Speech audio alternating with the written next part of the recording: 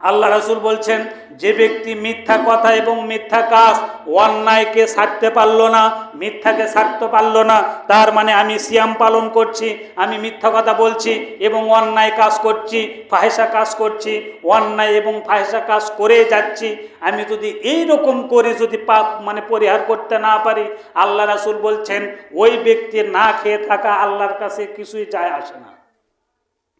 ওই ব্যক্তি খেলো না না খেলো, এটা আল্লাহর কাছে কোনো যায় আসে না। অতএব আপনাকে সদা সর্বদা সব থেকে বিরত থাকতে হবে, অন্যায় থেকে বিরত থাকতে হবে। খবরদার একটা মিথ্যা কথা বলবেন না। মিথ্যা কথা যদি বলেন আপনার সিয়াম টিকবে না, না খেয়ে থাকতে হবে। সালাত যদি ছেড়ে দেন আপনার সিয়াম টিকবে না। আপনি অন্যায় যদি না ছাড়তে পারেন আপনি টিকবে না। অতএব সমস্ত অন্যায় পাপ কাজ থেকে, মানুষকে কষ্ট দেওয়া থেকে শুরু করে, গালিগালাজ থেকে শুরু করে, আপনি অন্যায় কাজ করা, যত অন্যায় কাজ রয়েছে সব অন্যায় কাজ থেকে আপনাকে বিরত থাকতে হবে। বিরত থেকে আপনাকে সিয়াম পালন করতে হবে।